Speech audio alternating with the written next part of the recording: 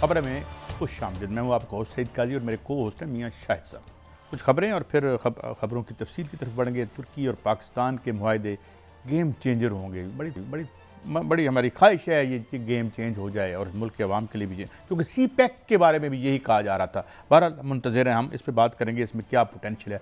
Trump और Putin की मुलाकात अब क्या सऊदी अरब में होगी, इस हवाले से बात करेंगे। मगर इसके साथ एक ज़ैली स्टोरी भी करेंगे बड़ी दिलचस्प, कि ये जो यूएसएड बंद हुई है, इसकी क्या, ये कब बनी थी, ये काम क्या करती थी, और अमेरिकन टैक्स पेयर के पैसे ठीक जगह पर खर्च हो रहे थे या कहाँ खर्च हो रहे थे। बड़ी दिलचस्प स्टोरी है, इस पर बात करेंगे। आर्मी चीफ ने बानी पीटीआई की खतूत को चाल करार दे दिया और एक किसी मुलाकात हुई कुछ साफियों से गैर रस्मी, जिसमें उनकी क्या गुफ्तगू हुई, इस पे बात करेंगे। और आईपीपीज़ क्या बिजली पैदा करते हैं, कितने इस साल कितने लोग अपना सरमाया लेके इस मुल्क से भाग गए हैं कि उन्हें गेम चेंजर नज़र नहीं आया, और ये जो कितनी इंडस्ट्रियाँ बंद हुई हैं बिजली की कीमत की वजह से, इसकी तरफ कौन देखेगा।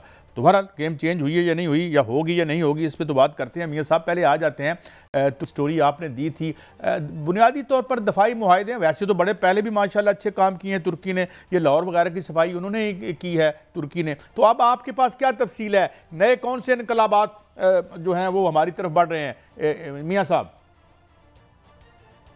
काजी साहब, आज इस्लामाबाद में बल्कि पाकिस्तान में एक बड़ा दिन था, क्योंकि अभी जो दिन गुजरा है उसमें तैयब उर्दवान जो तुर्क सदर हैं वो पाकिस्तान के दौरे पर हैं और अभी वो इधर ही इस्लामाबाद के अंदर हैं। अभी कुछ ही देर बाद जो है वो बरकी गाड़ी का भी इफ्तिताह होगा, जो कि उन्होंने वज़ीर आज़म को तोहफे में दी है। तुर्क सदर का फ़कीदुल मिसाल इस्तकबाल किया गया है, उनको 21 तोपों की सलामी दी गई, गार्ड ऑफ ऑनर पेश किया गया, उनसे पौधा जो है वो लगवाया गया। और वहाँ पर जो है वो आप देखने में आया कि आज वज़ीर आज़म हाउस में एक समा था बाकायदा तौर पर, वहाँ पर जो है वो वफूद के जो है वो तारुफ भी कराए गए, मुस्कुराहटों के तबादले भी हुए और एक बहुत बड़ा फोरम जो है वो उसका इनेकाद भी किया गया और 24 MOU और मुआहदों पर साइन हुए। जो सबसे बड़ी खबर है वो ये है कि जो मुआहदे हैं उसमें डिफेंस का ख़ास तौर पर जो मुआहदा है उसमें एरोस्पेस टेक्नोलॉजी जो है उस पर जो है वो MOU साइन हुए हैं, जहाज साजी और ड्रोन साजी, और इसके अलावा जो है वो बहरी सलाहियत बढ़ाने के लिए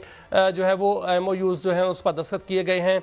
इसके अलावा तिजारत, फनास, सनत, टूरिज़म, एयरफोर्स और ज़राअत, एनर्जी, पानी, बिजली और ज़राए अबलाग, सेहत पर जो है वो MOUs और मुआहदे हुए। और जो हमारी तिजारत है वो $5 बिलियन तक बढ़ाने की बात हुई। और आज तुर्क सदर ने बड़े अच्छे रिमार्क्स दिए और बड़ी जज्बाती तकरीर भी उन्होंने की। उन्होंने पाकिस्तान को अपना दूसरा घर जो है वो कहा। और जो अच्छा मियां साहब, मेरा ज़िमनन सवाल है, एक ज़िमनन सवाल है, MOU तो साइन हुए हैं, क्या तुर्की कोई इन्वेस्टमेंट भी लेकर आ रहा है पाकिस्तान में?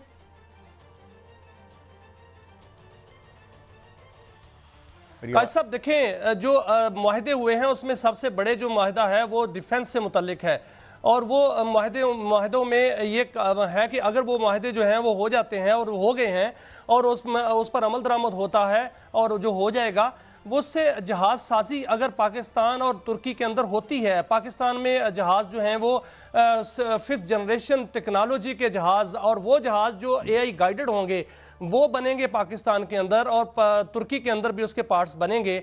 नेवी के जो हैं वो सलाहियत को बढ़ाया जाएगा, ड्रोन्स टेक्नोलॉजी जो है वो शेयरिंग होगी दोनों मुल्कों के दरमियान। तो आप देखेंगे कि दिफा के जो शोबे में पाकिस्तान के लिए गेम चेंजर होगा ये, इसमें कोई शक नहीं। लेकिन साथ साथ तिजारत भी होगी, क्योंकि जब जहाज साजी होती है और फैक्ट्री लगती है तो उससे जो प्रोडक्ट्स निकलती हैं वो फिर मार्केट भी होती हैं और फिर दुनिया भी जो है वो उसकी तरफ देखती है।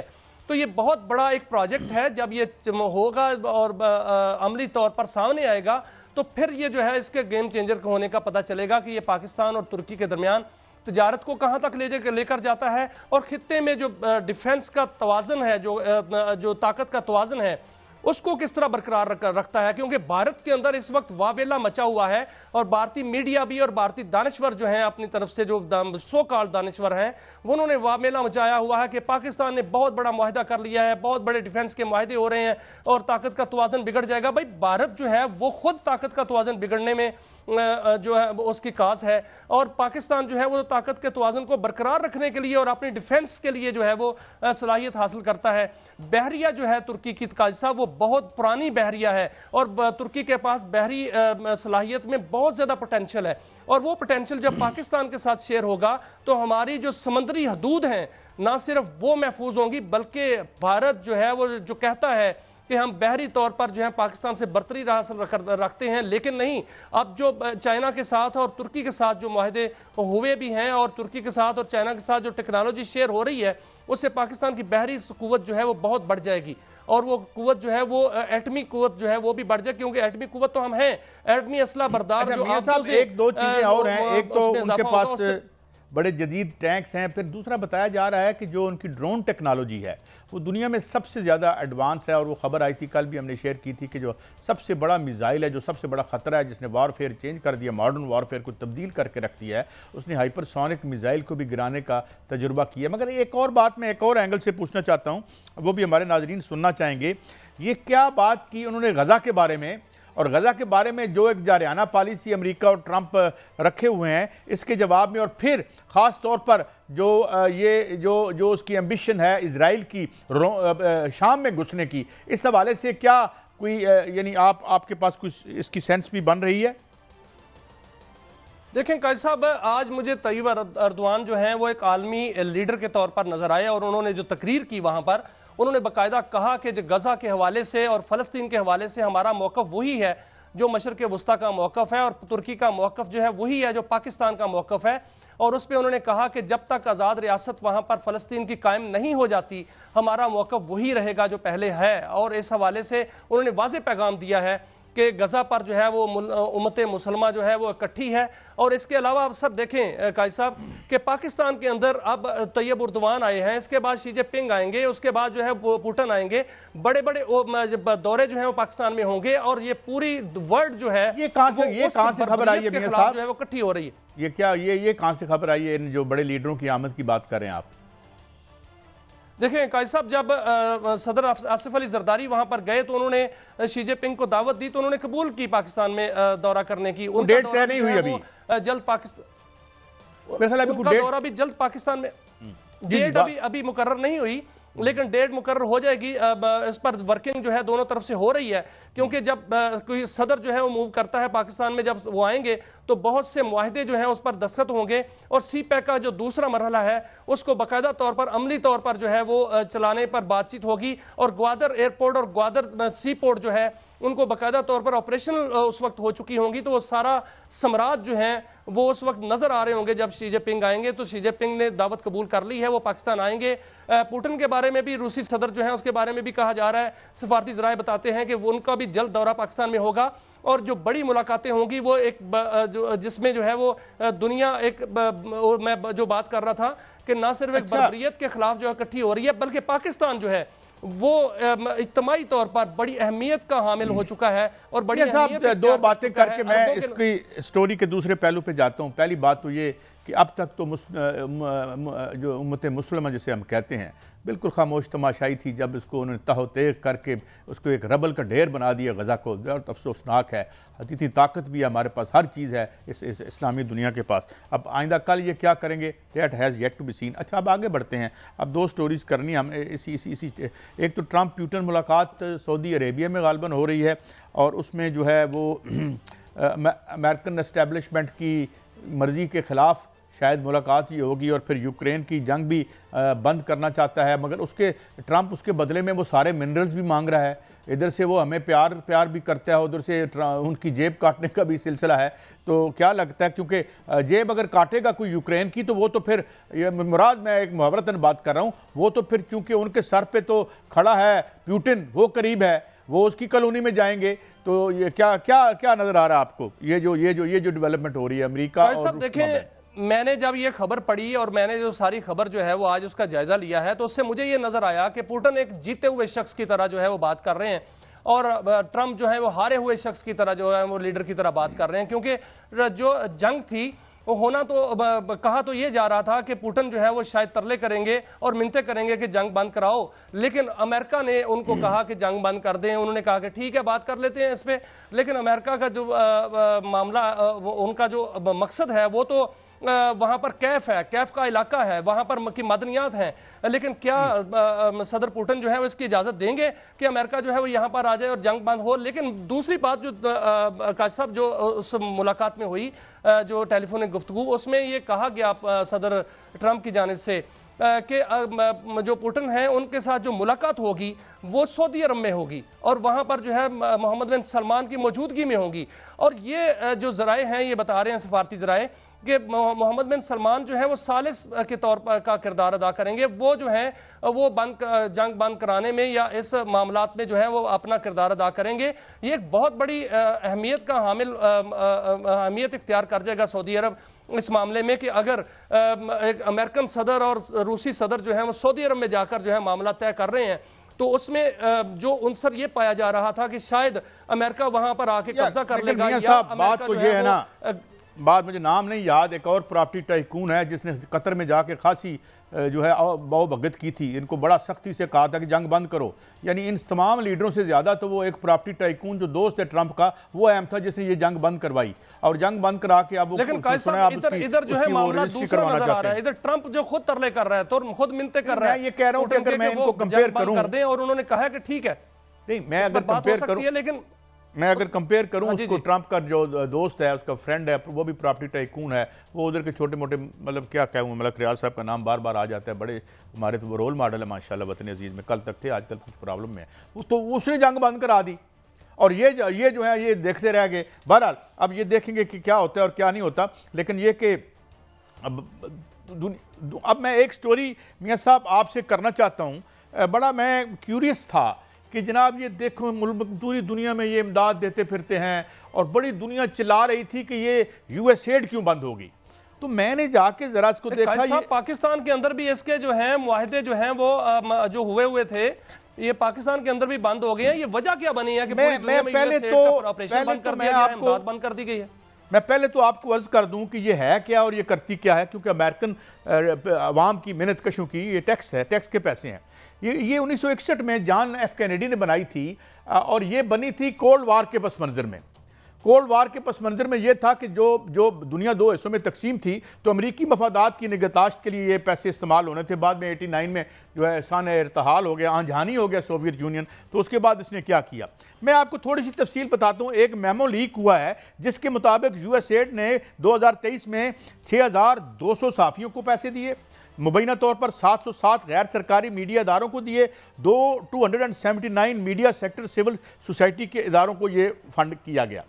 अच्छा, अब इस पर बड़े सवाल उठते हैं और यही वजह है कि ट्रंप साहब ने बजाज तौर पे बंद करके ये कहा है कि हम इसका ऑडिट करेंगे और ऑडिट करके हमें बताएं ये कहाँ इस्तेमाल हो रहा था पैसा। अब गरीब अवाम, अमेरिका की अवाम भी गरीब ही है, ये समझ लें, मैं देख के आया हूँ। अच्छा, अब उसमें क्या हुआ, मैं एक प्रोजेक्ट बताता हूँ। एक है क्यूबा नेट, ये एक एनजीओ है, और एक मैड्रिड में है, दो हैं जो कि क्यूबा में हुकूमत को डिस्टेबलाइज करने के लिए ये फंड इस्तेमाल हुआ, जिसमें $5 लाख दिए गए ये 2024 में, और ये गालबन वॉइस ऑफ अमेरिका ने स्कोप किया। अच्छा, दूसरी बात, लोपेज ओब्रेडोर एक मेक्सिको का सदर था, एक दफ़ा उसके साथ भी फॉर्म 47 हुआ, सेकंड टाइम वो जीत ही गया अमेरिका की मर्जी के खिलाफ। उसने बोल के कहा कि यूएसएड को बंद करो कि ये हमारे ये मुश्किलात पैदा कर रही है। अब मैं एक और आपको इंसिडेंस बताता हूँ, ये बड़ा दिलचस्प है, ज़रा सुनिएगा। यूनाइटेड नेशन में एक करारदाद आई कि अमेरिका जो जंग है मिडिल ईस्ट में उसमें मुदाखलत ना करे, तो यमन का जो वहाँ पे मंदूब था उसने इसके हक में, यानी उसने कहा कि करारदाद ये थी कि अमेरिका वहाँ मुदाखलत करे, तो उन्होंने कहा कि नहीं कर रहे, उसने कहा नो, तो उसको वहाँ का जो सफ़ीर था अमेरिका का, जिसका भला का नाम है टॉमस परकिंग्स, वो जाके यमनी सफ़ीर को कहता है कि ये दुनिया की सबसे महंगी नो थी जो तुमने की, और अगले दिन यूएसएड में जो काम था यमन में वो बंद कर दिया गया। यही नहीं, मेरे पास बेशुमार तफसील है मगर वक्त बड़ा कम है। ह्यूगो शेविस के खिलाफ इस्तेमाल हुई, और 2013 में एक और मैं पहले बता दूं, बोलीविया में एक इलेक्शन होता है और एक गदड़िया जीत जाता है। अमेरिका की मर्जी के खिलाफ, उसके खिलाफ कू भी करवाते हैं। उसने तंग आकर 2013 में यूएसएड को कहा कि यहां से निकल जाओ क्योंकि तुम साजिश कर रही हो एक इलेक्टेड और लेजिटिमेट गवर्नमेंट के खिलाफ। उसके बाद क्या होता है, पाकिस्तान के अंदर भी क्या यूएसएड जो है वो इलेक्शन के हवाले से और मीडिया पर जो है पैसा खर्च करता है? मैं इसमें अभी बात, क्योंकि जो मेरे पास फैक्ट्स एंड फिगर्स हैं जो मैंने निकाले हैं, मैं मगर वो आपको बता दूं। पहले मैं मिसाल देता हूं कि ह्यूगो चेवेज ने यह किया कि अपनी जो ऑयल के प्रोसीड्स थे वो निकाल के इन बड़े बड़े मगरमच्छों से, ये जितनी बड़ी ऑयल कंपनियां थी, उसने अपने यहाँ 30 लाख मकान मुफ्त फर्निश्ड बना के गरीबों में तकसीम किए। जाहिर है इस पे तो हमने मुखालफत करनी थी, चुनाचे वहाँ पे उसने यूएसएड और वो पैसा उसके खिलाफ मुखालफ इस्तेमाल हो रहा था। इसी तरीके से बोलिविया का मैंने जिस तरह बताया कि उसको बंद कर दिया गया। अब ये जो खबरें हैं, और बिल्कुल बजाय तौर पर ट्रंप साहब ने यह फरमाया कि यार इसका ऑडिट करो, और यह बड़ा दिलचस्प होगा अगर 1961 जॉन एफ कैनेडी के दौर से आज तक, या चलें 90 के बाद कर लें जब से रूस जो आंजानी हो गया था, यह कहाँ इस्तेमाल हुआ और कैसे इस्तेमाल हुआ और ये जो है किस मकसद के लिए इस्तेमाल हुआ, तो मैं समझता हूं कि अमेरिकी अवाम का हक है वो जाने कि उनके पैसे कहां इस्तेमाल हुए थे। जी मियां साहब, अब आपका कमेंट या कुछ सवाल? काजी साहब मैं यही बात करने लगा था कि पाकिस्तान के अंदर भी यूएसएड के जो हैं वो प्रोजेक्ट्स चल रहे थे, वो भी बंद हो गए हैं, और इस हवाले से मैंने तो ये भी मालूम किया कि जो इलेक्शन होते हैं पाकिस्तान के अंदर उसमें भी यूएसएड जो है वो उसके फंडिंग होती है। अच्छा, मैं ये उसका नहीं बताता, मीडिया को, मैं उसका आपको नहीं बताता, लेकिन इलेक्शन के हवाले से मेरे पास मैं एक और हवाले से आता हूं कि जो एवो मोरालेस का इलेक्शन था, जो कि एक मकामी बाशिंदा था, वहां पे गोरे हैं और जो गोरी एक जो प्रेसिडेंट थी, इसके खिलाफ बाद में कू भी हुआ, वहां पे इल्जाम लगाया ये एवो मोरालेस वही है जिसका जहाज जब अमेरिका के ऊपर से गुजर रहा था, वो सदर था वहां का, वो जबरदस्ती नीचे उतार लिया गया और उसकी इंसल्ट करने की कोशिश की गई, मगर वो खड़ा हुआ और उसने किया क्या? अब सुने उसने क्या किया, ये बड़ा जरूरी है।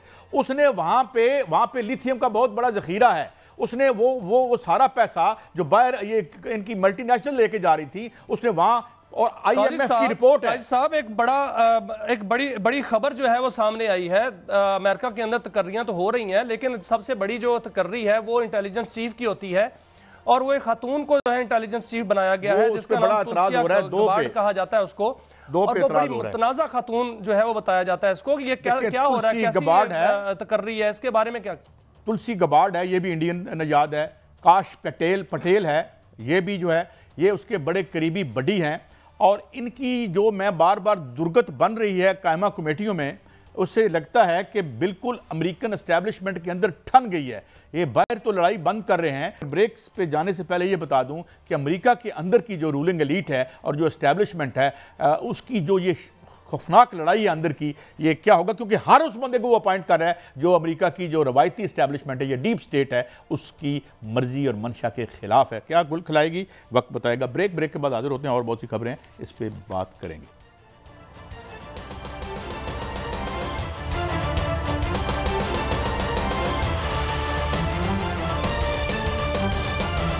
Welcome back. मियां साहब, एक आर्मी चीफ की एक गैर रस्मी मुलाकात शायद साफ़ियों से हुई है, उसमें उन्होंने कहा है कि ये जो पीटीआई जो खतूत लिख रही है ये एक चाल है, और वो भी मुसलसल लिखी जा रहे हैं, और उसके कंटेंट में भी कोई तब्दीली नहीं है, मुसलसल एक चार्ज शीट है।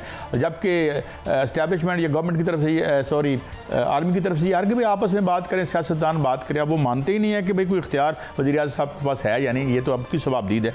आपके पास क्या तफसील हैं इस जो भी ये मुलाकात हुई है? काजी साहब, आज इस्लामाबाद के अंदर पीएम हाउस में एक बहुत बड़ा इवेंट था जिसमें तुर्क सदर जो हैं वो तशरीफ लाए हुए हैं पाकिस्तान में। वहाँ पर आर्मी चीफ सैयद आसिम मुनीर जो है, जनरल आसिम मुनीर, वो तशरीफ़ लाए थे। उन्होंने आकर जो है वहाँ पर तकरीब में शिरकत भी की और पाक तुर्क सदर से मुलाकात भी की। उस दौरान सहाफ़ियों से उनकी मुलाकात हुई है और वहाँ पर कुछ एंकर पर्सनस के उनसे गैर रस्मी गुफ्तगू की उन्होंने। उनसे पूछा गया कि क्या आपको ख़त मिला, तो उन्होंने कहा कि मुझे कोई ख़त नहीं मिला, अगर मुझे कोई ख़त मिला तो मैं उसको वज़ीर आज़म को भिजवा दूंगा, खुद नहीं पढ़ूंगा। और उन्होंने साथ ये भी कहा कि पाकिस्तान बिल्कुल ठीक चल रहा है, तरक्की कर रहा है और पाकिस्तान के हालात बेहतर जा रहे हैं। और उन्होंने साथ साथ ये भी कहा कि पाकिस्तान आगे बढ़ रहा है। और ये ख़त जो है उसके बारे में उन्होंने कहा कि ये एक चाल है। और ये चाल कायद साहब जो आज इरफान सिद्दीकी हैं, उन्होंने भी मीडिया से गुफ्तगू करते हुए ये इसको चाल करार दिया है कि उनका, और चाल जो है वो ख़त, ये तीसरा ख़त है जो इमरान खान जो है वो लिख रहे हैं। और ये ख़त जो है किसी कागज़ पे नहीं है, ख़त जो होता है वो कागज़ पे होता है। और वो ख़त जो होता है वो बाकायदा उसका एक रूट है, वो सुपरटेंडेंट जेल के पास जाता है और वहाँ से पूरा सिक्योरिटाइज होकर जो है वो अब आगे उसको भेजा जाता है कि इसका कंटेंट इस काबिल है कि नहीं कि इसको उस तक भेजा जाए जिसको लिखा गया है। लेकिन ये सोशल मीडिया पे खत आता है। आज भी जो खत का मतन सामने आया वो सोशल मीडिया पर है। उसके 5 निकात हैं जिस पर वही बातें लिखी हुई हैं कि जो इंतखाबात हुए वो गलत हुए, जमहूरियत का खात्मा कर दिया गया। ये भी लिखा हुआ है कि तरजीहात की समत जो है वो गलत है और रूल ऑफ लॉ की बात की गई, इंसानी हकूक़ की पामाली की बात की गई। ये पहले भी जो खत लिखे गए उस पर भी यही बात की गई और जो चीफ जस्टिस को खत लिखा गया उस पर भी ये बात की गई। लेकिन एक डोजियर भी लिखा गया, वो जो है वो IMF को लिखा गया, उसमें भी यही बातें लिखी गई हैं। तो ये इसलिए 40 को करार दिया जा रहा है कि IMF के साथ जो मुआहदा पाकिस्तान का हुआ है $7 बिलियन का, उसकी दूसरी किस्त जो है वो आने वाली है और उसके जायजा मिशन भी आने वाला है। इस वक्त जो है वो एक तकनीकी मिशन जो है पाकिस्तान में मौजूद है जो मुख्तलिफ इदारों में विजिट तो कर रहा है। उन्होंने चीफ जस्टिस से भी मुलाकात की है। अब कल जो है वो सुप्रीम कोर्ट बार एसोसिएशन से उनकी मुलाकात है। ये सारी मुलाकातें हो रही हैं, लेकिन साथ साथ जो है वो एक सियासी जमात PTI की जानिब से उनको एक डोजियर लिखना और उसमें वो बातें लिखना कि पाकिस्तान के अंदर जो है वो ये प्रॉब्लम्स हो रही हैं, जमहूरियत नहीं है, इलेक्शन फ्रॉड हुए हैं, हमसे ज्यादती हो रही है। और हम बाकायदा तौर पे ये भी दावत देना कि अपोजिशन लीडर की जानिब से कि उनसे मुलाकात की जाए। तो इसको एक चाल करार दिया जा रहा है कि पाकिस्तान की कौमी सलामती पर इसको हमला भी करार दिया जा रहा है। और ये कहा जा रहा है कि ये अगर IMF को इस हवाले से जो गुमराह करने की कोशिश की जा रही है तो क्या IMF गुमराह होगा? वो तो सियासी मामलात में नहीं पड़ता। तो जब आर्मी कहती है कि जो मुज़ाकरात हैं या बातचीत है वो हुकूमत के साथ करनी है तो हुकूमत के साथ मुज़ाकरात तो हो रहे थे, PTI ने अपनी जो कमेटी है उसको क्यों ख़त्म किया? हाँ, ये बजाय आपकी बात। देखें बात ये है, देखें ना, ये ठीक है अपोजिशन या जो PTI है उसके साथ हम समझते हैं कि जो ग्रेव ज़्यादतियाँ हुई हैं और जो बड़ी वाज़ेह तौर पे हुई हैं मियाँ साहब, उसकी ज़िम्मेदारी जो है वो काकड़ साहब भले जो मर्जी कहते रहे और जो ये है अपना आज की जो गवर्नमेंट जो कुछ कर रही है ये जिम्मेदारी इन्हीं की है। बिल्कुल ठीक के स्टांस है उनका। आज मैं एक बंदे को लिटा के मार दूं और कल कहूँ जी मैंने तो मियाँ साहब ने किया सी, तो क्या अदालत मेरी ये बात मान लेगी? They will be answerable to history and if any judicial process starts तो इन्हीं को बताना पड़ेगा, काकड़ साहब को भी बताना पड़ेगा, अनवार उल हक साहब को भी। गंदम के बारे में भी सवाल उठ सकता है। ज़माने बदलते, अल्लाह ताला फरमाते हैं कि लोगों में बड़े दिन तेज़ी से बदल जाते हैं। तो ये बिल्कुल बात ठीक है। ये अब आता हूँ मैं एक और बात पे। मुश्किल वक्त है PTI पे, मगर मेरा एक ज़ाती एतराज़ है बड़ा। मैं एक असम्बली का क्लिप देख रहा था जिसमें उमर अयूब साहब ने हाथ में एक कागज़ पकड़े हुए थे और उसे बजा रहे थे डेस्क, और मोहतरमा जरताज गुल साहिबा थी और बार बार एक लफ्ज़ कह रही थी अर्दली अर्दली अर्दली अर्दली। अब बात मुझे ये समझ नहीं आती, अर्दली एक ऐसा पेशा है कि जो हक हलाल की रोटी घर में लेके जाता है। इन पर मुश्किल वक्त है, मगर मैं उन्हें एक बात कहना चाहता हूँ कि इस मुल्क के असली लोग वो अर्दली के तबके से ही ताल्लुक़ रखते हैं, वो मेहनत कश लोग हैं। इनके नाम को गाली के तौर पर इस्तेमाल न करें। यहाँ मैं एक और आपको बात सुनाता हूँ ज़रा तफन्नुन तबाह के लिए। इकबाल ने एक दफ़ा कहा था, उन्होंने कहा था कि दियार इश्क में अपना मकाम पैदा कर, नया ज़माना नए सुबह शाम पैदा कर। वो तो हमने किए नहीं। तो ज़मीर जाफरी एक शायर थे, उन्होंने हम पे तंज की कि हमने क्या किया। वो कहते हैं मकाम बेच कर अपना मकान पैदा कर, मर्तबे को छोड़ मर्तबान पैदा कर। ये मकान पैदा करने वाले बाइज्जत हैं मर्तबों को और मकामों को बेचकर। इनकी जब तक आप इनकी इज्जत नहीं करेंगे तो आपकी तहरीक में कभी वो जान नहीं आएगी जो कि आप मजाक के तौर पर चला रहे हैं। आपके साथ बहुत ज्यादतियाँ हुई हैं, मैं ये कहता हूँ, और तारीख इसके सवाल भी करेगी, मगर मेहनत कशों के नामों को एक गाली के तौर पर इस्तेमाल न करें। वो हक हलाल की रोटी खाते हैं, बड़े बड़े ऐवानों में बैठ के हमारे हकूक़ का धंधा नहीं करते। जिस तरह फारूक लगारी साहब ने एक दफ़ा जहांगीर बदर साहब के वालिद के बारे में कहा था कि वो पकौड़े बेचते हैं। मैंने कहा वो पकौड़े बेचते हैं, वहाँ ऊपर बैठ के हमारे हकूक़ का धंधा नहीं करते। तो हमें पकौड़े बेचने वालों की, चने बेचने वालों की मिसालें उन्हें साबित करने के लिए इस्तेमाल नहीं करनी चाहिए। और जब तक ये हमारी तहरीकों में शामिल नहीं होते, हमारी तहरीकें एक शोल सोसाइटी की तहरीक रहती है। जी मियाँ साहब, मेरा एतराज बजा है, मेरा दुख बजा है का लफ्ज जो है वो लगातार वहां बोला जाता है।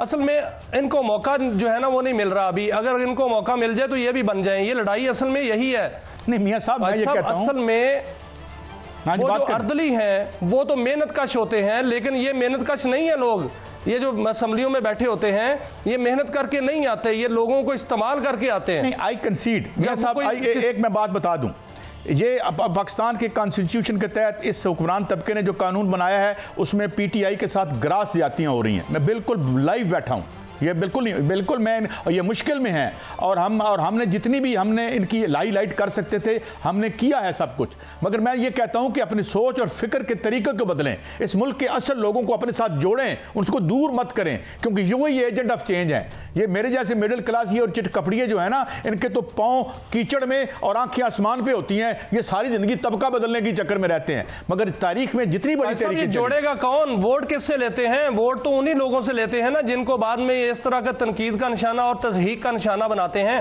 मैं ज्यादा नहीं करना चाहता, ये तकलीफ में है या मैं ये इनके साथ हाई हैंडेडनेस हो रही है, इनके वर्कर के साथ हाई हैंडेडनेस नहीं होनी चाहिए। हम इस गवर्नमेंट से ये कहते हैं ये आपकी जिम्मेदारी है। इधर don't point your finger to any institution और इदारा। You are in the seat, you will be answerable to history, you will be answerable. ये सब कुछ होगा। मैं बिल्कुल किसी के ऐसी जगह पे जख्म नहीं लगाना चाहता जहां पहले बड़े जख्म है, मगर मैं सिर्फ इतनी दरखास्त कर रहा हूं कि बड़े दिनों से क्या आपने देखा कि जो क्यादत है जो अर्दली के नारे लगाती है और इस तरह तस्हीक करती है उस तबके की, क्या वो अपने वर्कर के साथ खड़े हैं?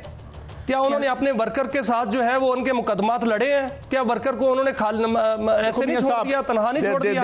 आपस में तो उनकी लड़ाइयां नहीं खत्म हो रही।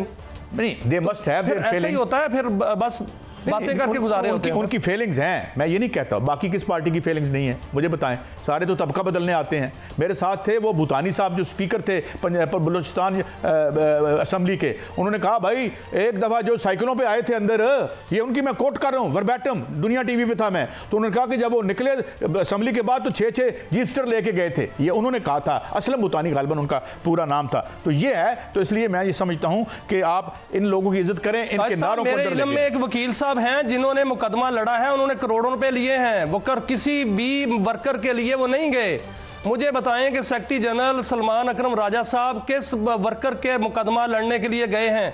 900 अगर ये नहीं कर रहे जो हैं उनमें से किसका मुकदमा उन्होंने लड़ा है? लेकिन मैं ब्रेक पे जाता हूं, मगर पानी पीटीआई और इमरान खान ने कहा था इनको कि भाई जाए, अगर नहीं जा रहे तो मेरे ख्याल में ये खान साहब के काम की जो है वो हुकूमतदूली करें। ब्रेक के बाद हाजिर होते हैं। भाई गरीब लोग तो डूब रहे हैं। ये करोड़पतियों को क्या हुआ कि एक साल में 25,000 लोग यहाँ से पैसे अपना सौदा बेच के बाहर निकल गए? What is the issue? After one break.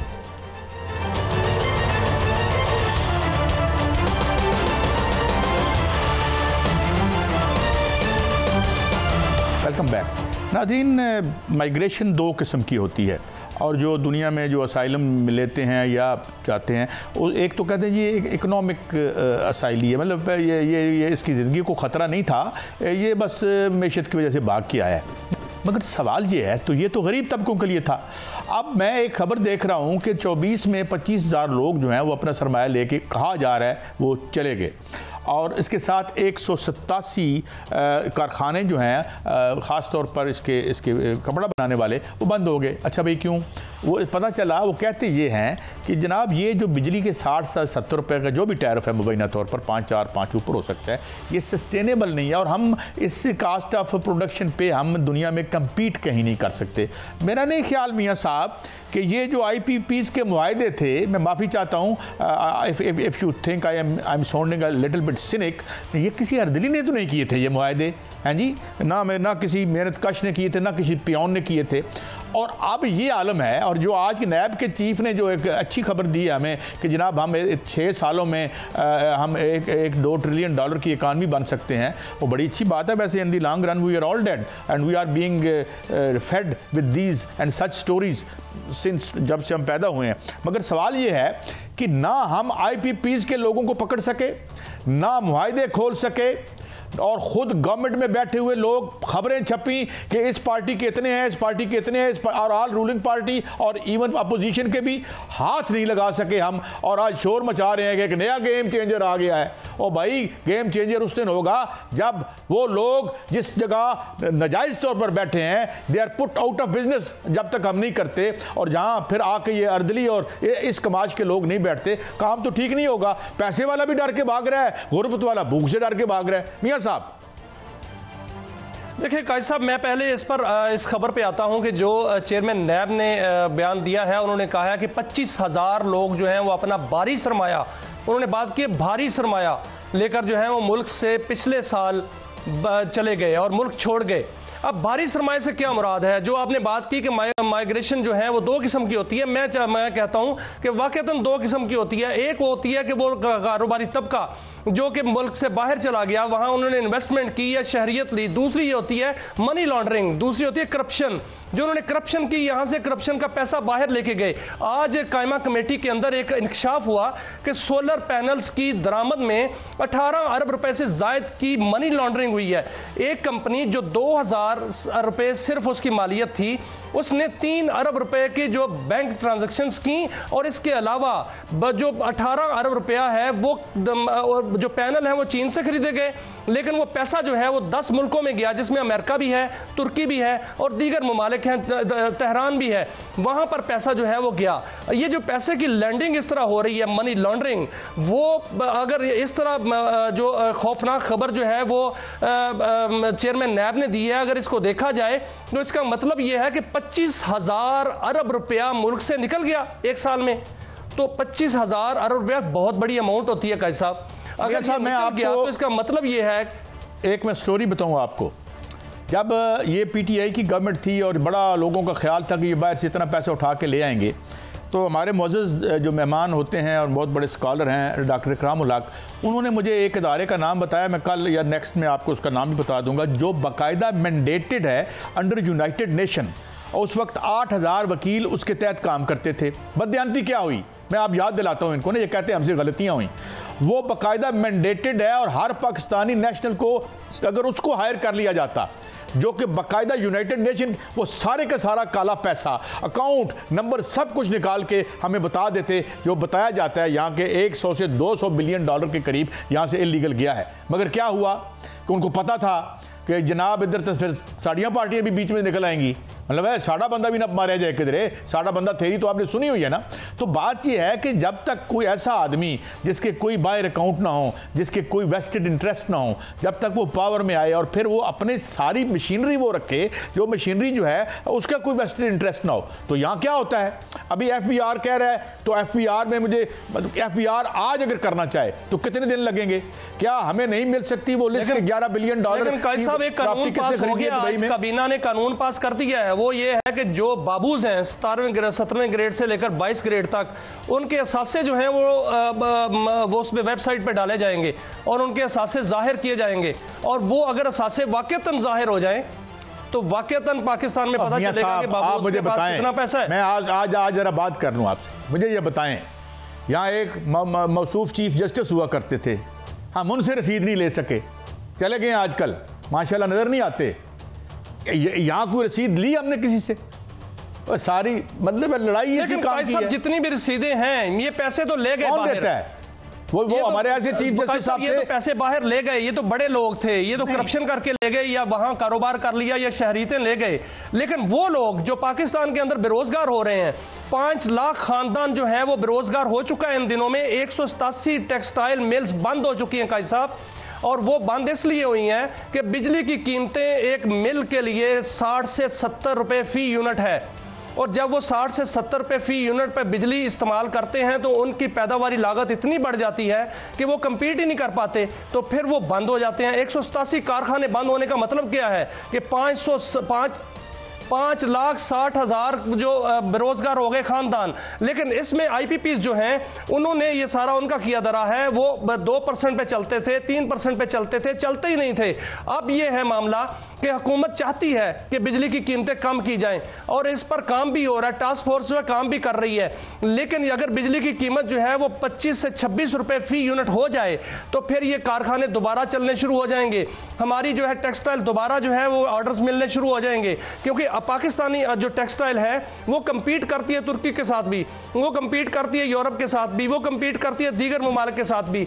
लेकिन जब पैदावारी लागत बढ़ जाती है तो कंपटीशन खत्म हो जाता है। मुझे एक बात बताएं, यहाँ एक मुहावरा चलता है कि यार यहाँ अगर कोई खुदा न खास्ता हादसा हो जाए तो लोग ताबूतों की कीमत बढ़ा देते हैं, कफन शार्ट कर देते हैं। अब मुझे बताएं, हम बिजली के अजाब से निकलने के लिए ये सोलर लेके आ रहे थे, उसमें भी दिहाड़ी लगा ली।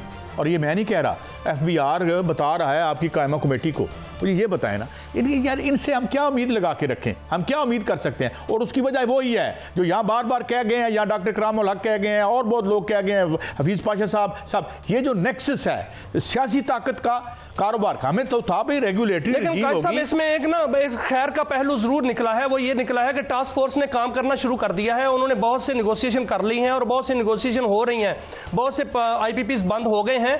और इसमें हुकूमत ने फैसला जरूर किया है। और जो दुबई में बात हुई सरबराह से IMF के, उससे भी जो बात हुई वो यही हुई कि कीमत जो है बिजली की कम से कम की जाएगी, 19 रुपए फी यूनिट तक जो है वो बिजली की कीमत करती जाएगी। अगर ये हो जाती है तो फिर ये पहिया जो है वो चल पड़ेगा। और जो नेट मीटरिंग है उस पर भी हुकूमत ये आई है, हुकूमत कहती है कि नेट मीटरिंग जो है उसको भी खत्म ना किया जाए। ये तजावीज़ आ रही हैं।